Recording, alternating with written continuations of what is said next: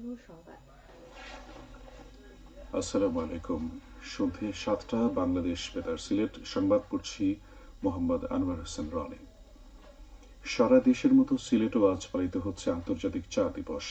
আন্তর্জাতিক চা দিবসের উদ্দেশ্য হল চা কর্মী ও উৎপাদকদের উপর বৈশ্বিক বাণিজ্যের প্রভাব সরকার ও জনগণের সামনে তুলে ধরা এবং অর্থনৈতিক সমর্থন ও ন্যায্য বাণিজ্যের সংযোগ স্থাপন করা। জাতিসংঘের খাদ্য ও কৃষি সংস্থার সিদ্ধান্ত অনুযায়ী ২০২০ সাল থেকে ২১শে মে দিবসটিকে আন্তর্জাতিক চা দিবস হিসেবে পালন করার কথা ঘোষণা করা হয়। বাংলাদেশে চায়ের ইতিহাসের শুরু ১৮৪০ সালের দিকে সিলেটের মালনীছড়া চা বাগানে।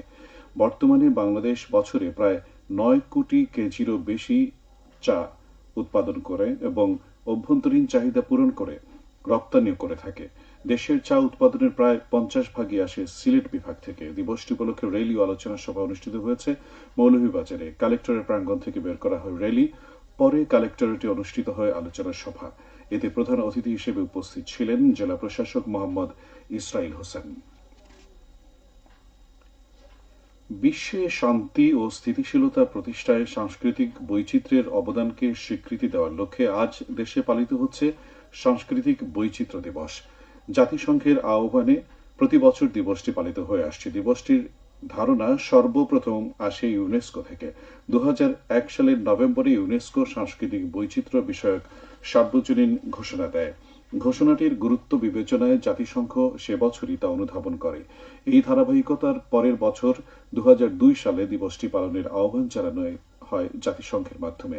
এরপর থেকে প্রতি বছর বিশ্বে পালিত হয়ে আসছে সংলাপ ও উন্নয়নের জন্য সাংস্কৃতিক বৈচিত্র্য দিবস। বিশ্বের সব মানুষকে সাংস্কৃতিক বৈচিত্র্যের গুরুত্ব ও সাদৃশ্য সম্পর্কে অবহিত করা এই দিবসের উদ্দেশ্য। যুদ্ধ বিগ্রহ এড়িয়ে শান্তির সঙ্গে বসবাস এবং মিলেমিশে জীবন গড়ার অনুপ্রেরণা দেয় এই দিবসটি।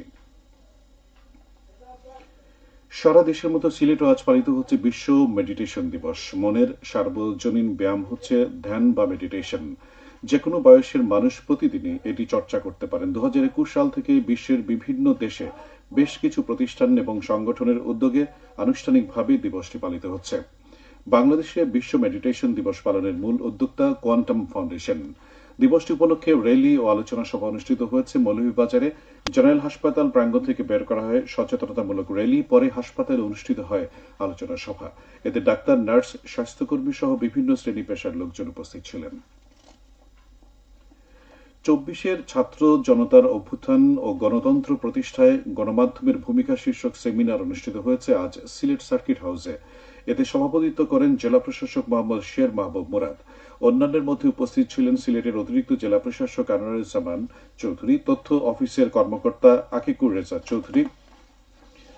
সভাপতির বক্তব্যে জেলা প্রশাসক মোহাম্মদ শের মাহবুব মুরাদ বলেন, আমাদেরকে মানুষের জন্য, রাষ্ট্রের জন্য কাজ করতে হবে। ২৪-এর ছাত্র জনতার অভ্যুত্থান পরবর্তী সময়ে নতুনভাবে দেশকে গড়ার সুযোগ এসেছে। তিনি রাষ্ট্র ও জনগণের কল্যাণে সবাইকে একযোগে কাজ করার আহ্বান জানান। সিলেট বিভাগীয় তথ্য অফিসের আয়োজন করে। সিলেট ইন্টারন্যাশনাল ইউনিভার্সিটিতে শেয়ার মার্কেটে বিনিয়োগ বিষয়ক সেমিনার অনুষ্ঠিত হয়েছে আজ। এতে প্রধান অতিথি ছিলেন বিশ্ববিদ্যালয়ের উপাচার্য অধ্যাপক ড মোহাম্মদ আশরাফুল আলম। সেমিনারে বক্তারা ক্যাপিটাল মার্কেটে বিনিয়োগের গুরুত্ব, বিও অ্যাকাউন্ট খোলা এবং পরিচালনার নিয়মকানুন বিষয়ের উপর আলোকপাত করেন। সেমিনারে বিশ্ববিদ্যালয়ের সব বিভাগের শিক্ষার্থীরা উপস্থিত ছিলেন।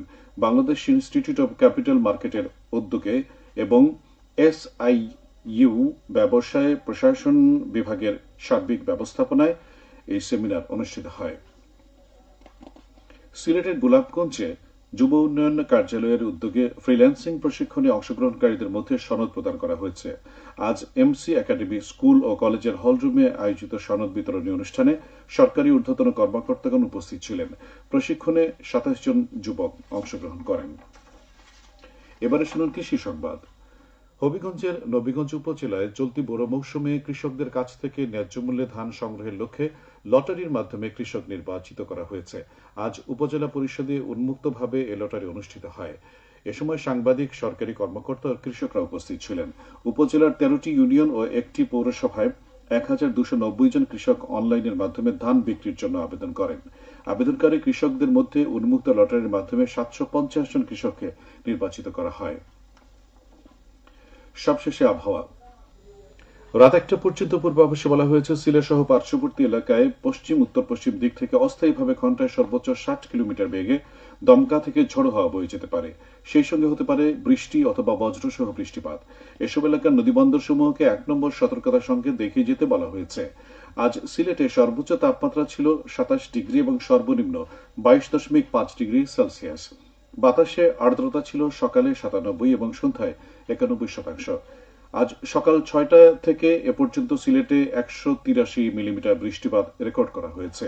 আগামীকাল সিলেটে সূর্যোদয় হবে 5টা 6 মিনিটে এবং অস্ত যাবে সন্ধে 6টা 33 মিনিটে। সংবাদ শেষ হলো। পরবর্তী স্থানীয় সংবাদ প্রচারিত হবে আগামীকাল সকাল 8টা 10 মিনিটে।